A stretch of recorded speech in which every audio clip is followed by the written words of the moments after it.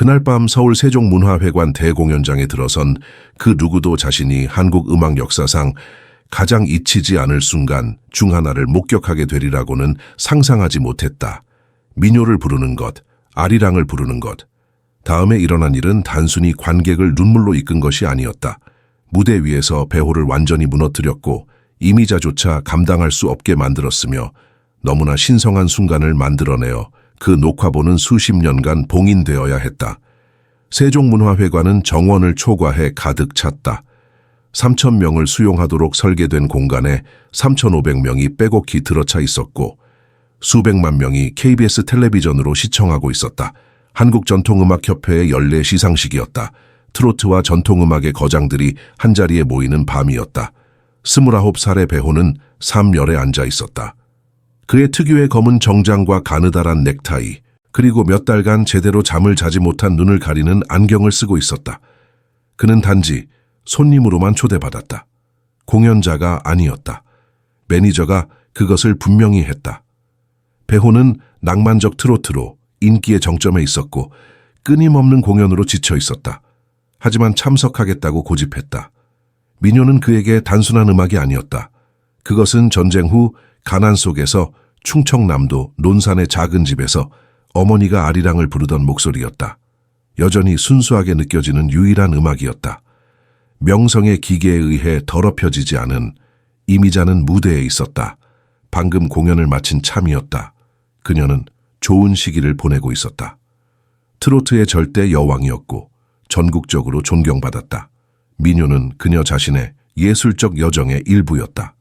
상업적 성공보다 더 큰 무언가와의 연결이었다. 여러분, 이 채널은 배우라는 이름 뒤에 숨겨진 진실을 찾는 사람들을 위한 공간입니다. 화려한 무대 뒤에서 조명이 꺼진 후에 일어났던 순간들, 그가 진짜로 누구였는지를 보여주는 이야기들을 함께 나누고 싶습니다. 구독 버튼을 눌러주시면 우리가 잊어서는 안 될 그 목소리와 영혼을 계속 전할 수 있습니다. 배우를 기억하는 분이라면 이곳이 당신이 있어야 할 자리입니다. 이미자는 공연을 마친 후에도 무대를 떠나지 않았다. 가야금과 장구의 반주가 끝나고 박수가 쏟아졌지만 그녀는 그 자리에 서 있었다. 마이크로 천천히 걸어가는 그녀의 모습이 스크린에 클로즈업 되었다. 뭔가 계획된 것이 있는 듯했다. 관중들은 웅성거리기 시작했다. 그녀가 마이크를 잡았을 때 대공연장 전체가 조용해졌다. 오늘 밤 그녀가 말했다. 목소리에 무게가 실렸다. 매우 특별한 분이 우리와 함께하고 계십니다. 사람들은 고개를 돌려 주위를 둘러보았다. 누구를 말하는 걸까? 여러분 모두가 아는 분입니다. 라디오에서, 텔레비전에서, 무대에서 그분의 목소리를 들으셨죠. 트로트의 왕자라 불리는 분. 배호는 자리에서 미소를 지으며 가볍게 손을 흔들었다. 하지만 그의 심장은 불안하게 뛰기 시작했다. 이미자의 눈빛이 달랐다. 단순한 인사가 아니었다. 하지만 그분을 정말로 만든 것은 트로트가 아니었습니다. 이미자가 계속했다. 그녀의 목소리가 더 깊어졌다.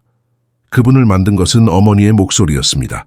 논산의 작은 부엌에서 들려오던 아리랑이었습니다.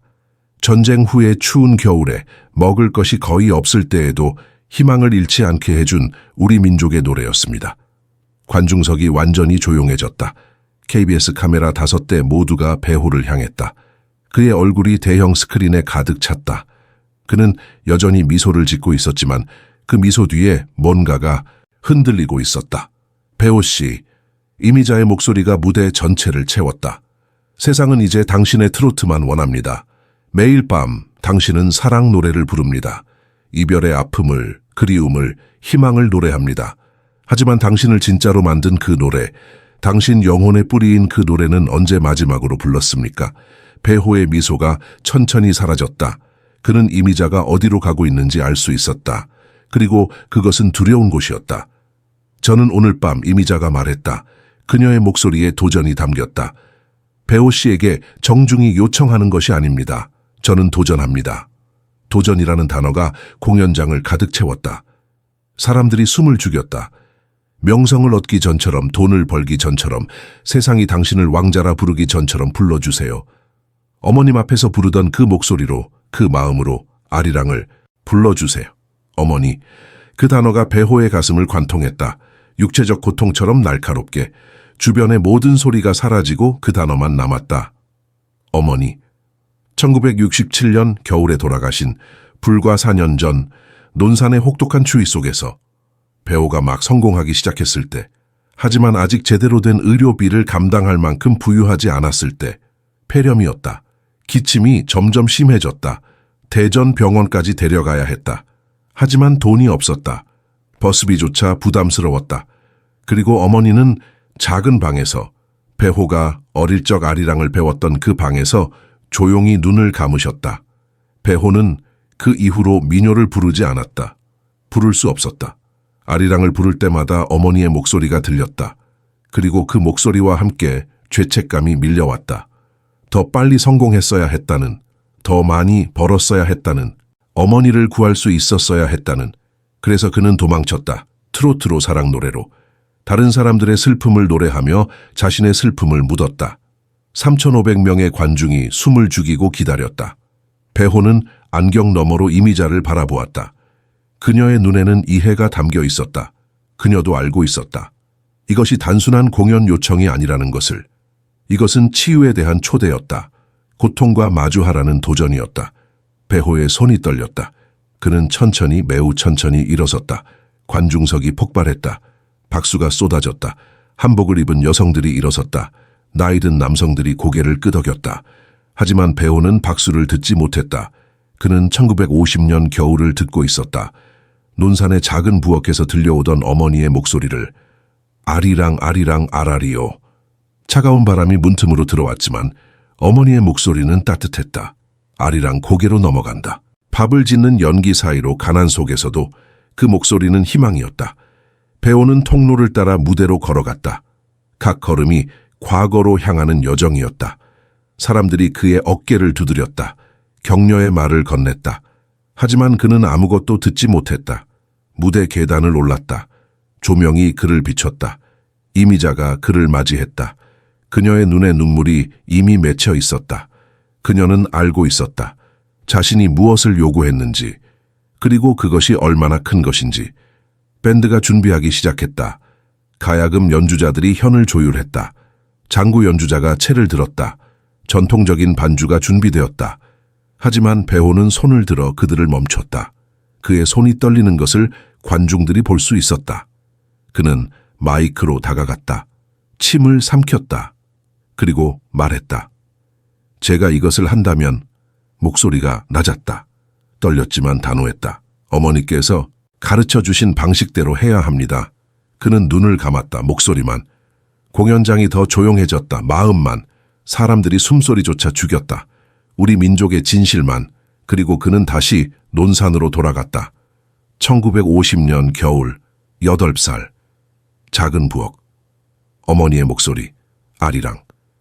배호가 입을 열었을 때 첫 음이 나오기까지 몇 초가 걸렸다. 그의 입술이 움직였지만 소리가 나오지 않았다. 그리고 마침내 아리랑. 목소리가 갈라졌다. 떨렸다. 완벽하지 않았다. 기교도 없었다. 하지만 그 안에는 4년간 억눌러온 모든 것이 담겨 있었다. 아리랑. 다시. 이번에는 조금 더 강하게. 아라리오. 목소리가 깨졌다. 완전히 깨졌다. 이미자는 무대 옆에서 손으로 입을 막았다. 눈물이 쏟아졌다. 그녀는 30년간 무대에 섰다. 수천 번의 공연을 했다. 하지만 이런 것은 본 적이 없었다. 이것은 공연이 아니었다. 이것은 한 남자가 자신의 영혼을 꺼내 보이는 것이었다. 상처를, 죄책감을, 사랑을, 후회를, 모든 것을. 아리랑 고개로 넘어간다. 배호의 목소리가 계속되었다. 그는 울고 있었다. 노래하며 울고 있었다. 눈물이 그의 뺨을 타고 흘렀다. 안경 뒤로, 턱으로. 하지만 그는 멈추지 않았다. 나를 버리고 가시는 님은. 어머니의 얼굴이 보였다. 마지막 겨울의 창백한 얼굴이. 시브리도 못 가서 발병난다. 병원에 데려가지 못한 것. 치료받게 하지 못한 것. 구하지 못한 것. 관중석에서 한 노인이 일어섰다. 그리고 또 한 명, 또 한 명.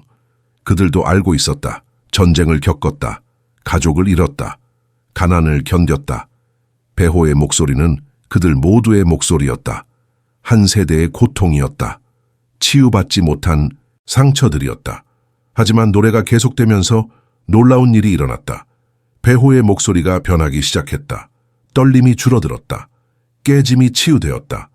마치 고통을 노래로 내보내는 행위 자체가 그를 자유롭게 하는 것 같았다. 4년간 가슴에 품고 있던 돌덩이가 조금씩 가벼워지는 것 같았다. 목소리가 더 깊어졌다. 더 풍부해졌다. 더 진실해졌다. 이것은 더 이상 슬픔만이 아니었다. 이것은 해방이었다. 정화였다. 부활이었다. 이미자는 더 이상 참을 수 없었다. 그녀는 무대 중앙으로 걸어갔다. 천천히, 조용히, 배호 옆에 섰다. 그리고 함께 부르기 시작했다. 아리랑 아리랑 아라리요. 두 목소리가 하나가 되었다. 그녀의 강하고 안정적인 보컬이 그의 떨리는 목소리를 받쳐주었다. 아리랑 고개로 넘어간다. 화음이 만들어졌다. 슬프면서도 아름다운, 부서지면서도 완전한, 절망적이면서도 희망적인 3,500명이 서서 듣고 있었다. 많은 이들이 울고 있었다.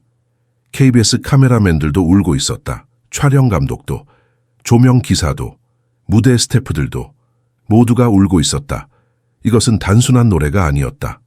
이것은 한 민족의 영혼이 수백 년의 고난을 통해 스스로를 치유하는 순간이었다. 배호는 마지막 구절에서 눈을 떴다. 그리고 관객을 보지 않았다. 카메라를 보지 않았다. 이미자를 보았다. 그녀만을. 그리고 그녀를 위해 불렀다. 그녀에게. 아리랑 아리랑 아라리요. 감사의 노래였다. 이해에 대한, 용기에 대한, 치유에 대한. 아리랑 고개로 넘어간다. 마지막 음이 공연장을 채웠다. 그리고 천천히 사라졌다. 완전한 침묵이 흘렀다. 3초, 5초, 10초 아무도 움직이지 않았다. 아무도 박수를 치지 않았다. 숨소리조차 들리지 않았다.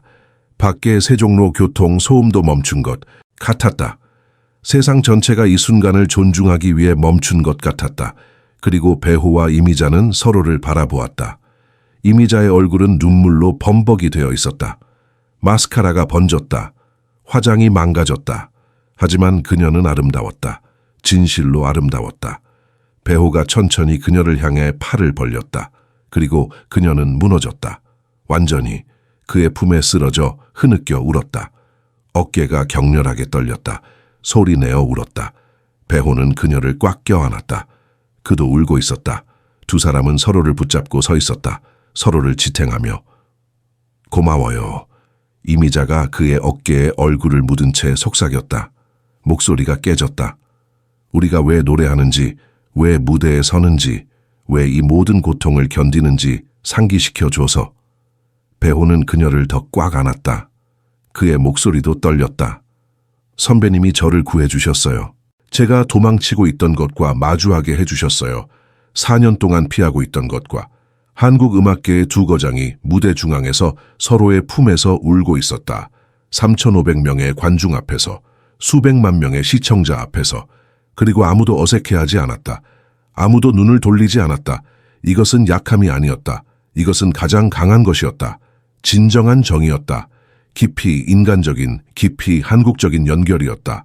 천천히, 매우 천천히 박수가 시작되었다. 한 사람에서 그리고 퍼져나갔다.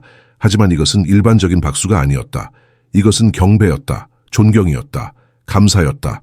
목격한 것에 대한 깊은 인정이었다. 공연이 끝난 후 세종문화회관 분장실에서 두 사람은 한참을 말없이 앉아 있었다. 보리차 냄새가 났다. 창밖으로 서울의 밤 소음이 들렸다. 이미자가 먼저 입을 열었다. 사실 거의 하지 않을 뻔했어요. 그녀가 말했다.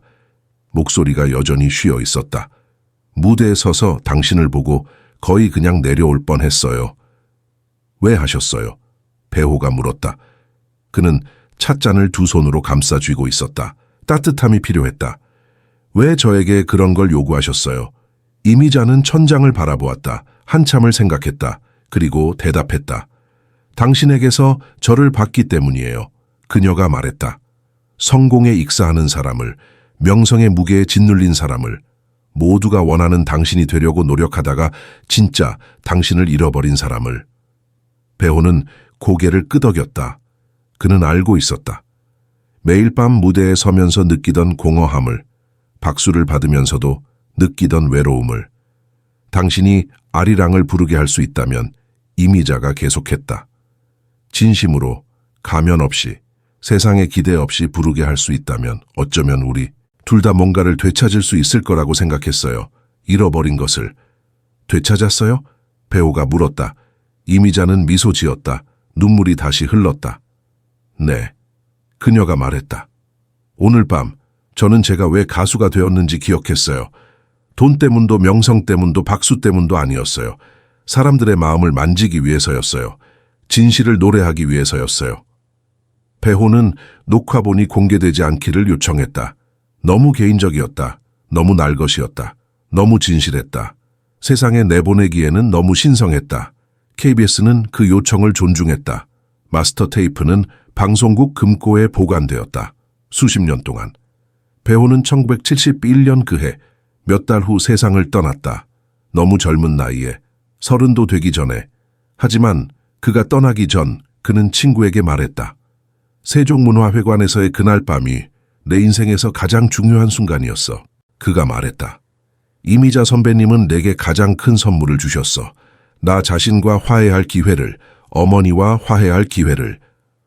녹화본은 수십 년 후에야 공개되었다. 배호가 떠난 지 한참 후, 이미자가 이미 전설이 된 후. 그리고 그것을 본 사람들은 이해했다. 왜 이것이 그렇게 오래 봉인되어야 했는지. 이것은 단순한 공연이 아니었다. 이것은 두 영혼의 치유였다. 한 세대의 치유였다. 한 민족의 치유였다. 아리랑은 단순한 노래가 아니다. 그것은 한국인의 영혼이 수백 년의 고난을 통해 스스로를 치유하는 방식이다. 슬픔을 노래로, 고통을 아름다움으로, 절망을 희망으로. 그리고 그날 밤 세종문화회관에서 배호와 이미자는 우리 모두에게 그것을 상기시켰다. 우리가 누구인지, 우리가 어디서 왔는지, 그리고 우리가 어떻게 계속 살아갈 수 있는지. 배호의 목소리는 사라졌지만 그가 남긴 것은 여전히 우리와 함께 있습니다. 그의 용기, 그의 진실, 그의 치유. 이 이야기가 계속 전해질 수 있도록 좋아요와 구독 부탁드립니다. 여러분의 작은 응원 하나하나가 배호라는 이름을 살아있게 하고 그가 우리에게 남긴 유산을 지켜갑니다. 함께 기억해 주셔서 감사합니다.